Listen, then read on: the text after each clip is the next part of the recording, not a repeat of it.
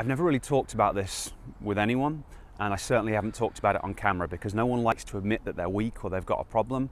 But I used to be very mentally weak in tennis. The funny thing was, I didn't even realize it. I actually used to pride myself on my mental toughness and my mental strength because I worked hard. I was willing to run down every single ball, and off the court I did a lot of fitness work, I did a lot of conditioning. I thought I was doing everything I could, and I thought that I was mentally tough.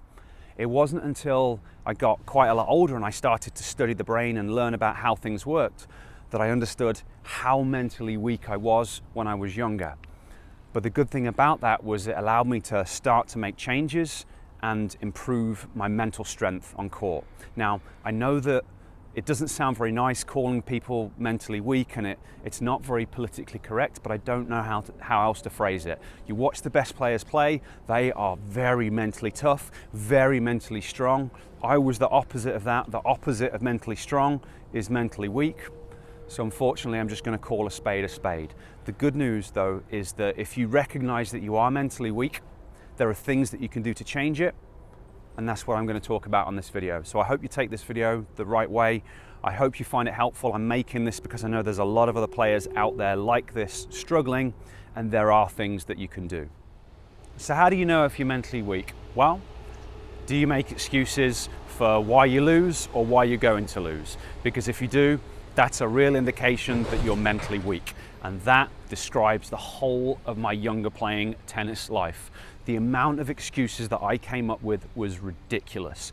And the worst thing was, I was making excuses before I'd even lost a match. I was so scared of losing. I was so worried about how I'd feel and what other people would say about me that within the first few games of the match, if things weren't going my way, I was already coming up with reasons to legitimize why I'd lost before I'd even lost. So I win my service game, they win their service game, I get broken, I'm 2-1 down in the first set, and I'm starting to blame the court, I'm starting to blame the wind, I'm starting to just, I'm having a bad day, it's not my day today, I can't see the ball very well. I'm legitimizing it, I'm making it okay that I've lost because all these things are against me and it's not my fault. And guess what? Those things firstly would, reduce my enjoyment for the game, but secondly, it would increase the chances of me losing the match. Now, I didn't necessarily lose every match, but by thinking that way and having those excuses, it certainly didn't increase my chances or allow me to play my best tennis. So that's what I used to do, and that's very common, but there are other common things that players say to make excuses. One of them is that I don't care. Some people genuinely don't care whether they win or lose, but the whole idea of tennis matches is to try and win. That's what the game is all about. So if you're entering a league or a tournament, you obviously care about winning. So you've got to recognize that if you're on court and you're starting to lose or something's going on, you're like, oh, I don't care whether I lose. Recognize that that is just an excuse. So then you can start to change the dialogue in your head. The next thing that I hear a lot from players, and maybe this is one of the most common things, especially at lower levels, is blaming their opponent. It is very common for players to blame their opponent. Oh, they're giving me junk balls. They're a pusher. They're floating it back. I'm losing to them because they're not playing proper tennis. I hate playing pushers. That sort of thing. They're just excuses. And the important thing, again, is to catch yourself when you're doing those things on court, because unless you can catch yourself, unless you understand that they're just excuses, it's really hard to do anything about it. Now, the important thing is that none of it matters. It just doesn't matter. If you want to win more tennis matches, you have to accept that there are things that you can't control and there are things that you can control.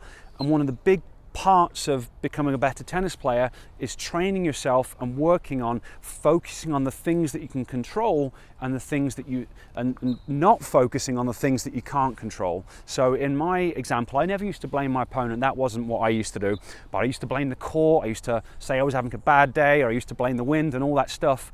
Well, none of those things are within my control. I can't control the bounce on the court. Maybe I was getting bad bounces, but it's the same for the opponent. We're both playing on the same court. So it was my job to focus on the things that I could control and figure out a way to win. You can't control what your opponent does. So if your opponent wants to just float moon balls back to you, that's a smart tactic on their part, especially if you can't handle that as a tactic. You can't control what they do. All that you can do is control what you do. You also can't control whether you win or lose. You know, sometimes you just come up against a player that's better than you, and even if you play your absolute best, you still lose. You can't control outcomes. What you can control are kind of your thoughts, your actions, your processes. So you have to catch yourself when you're making excuses, recognize what what excuse you're making and when it's happening, and change the dialogue in your head.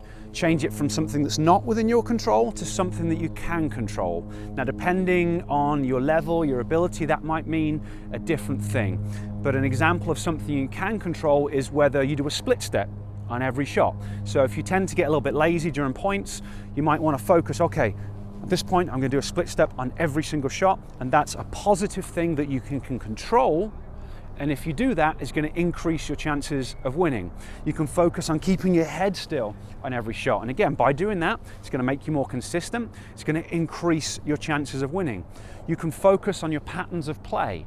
So you might focus on where you're going to serve and where you're going to hit your first ball, or where you're going to hit your return. Those are things that you can control. And that's really what you have to do to become more mentally tough.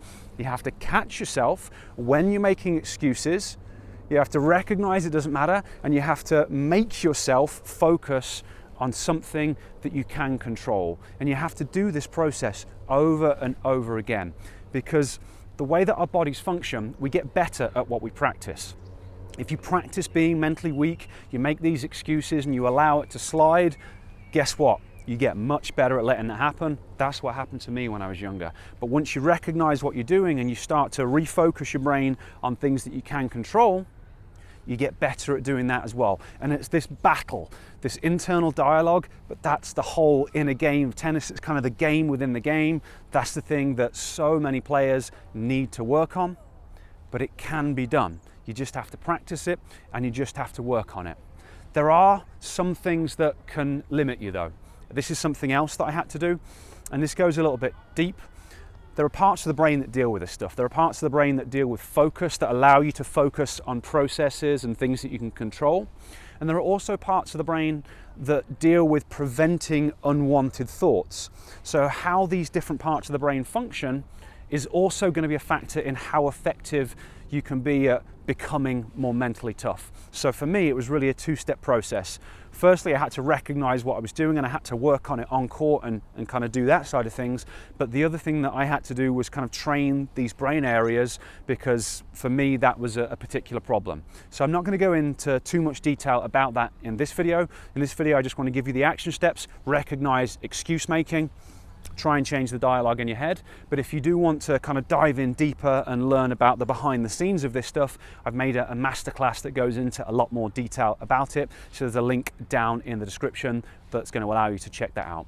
Okay, I hope you found this video helpful. I hope you take it in the right way, in the way that it's intended. There are a lot of players that struggle with this. It's something that can be worked on. You just have to consciously work on it, and it's going to make a massive difference in your game. Okay, I'll see you next time.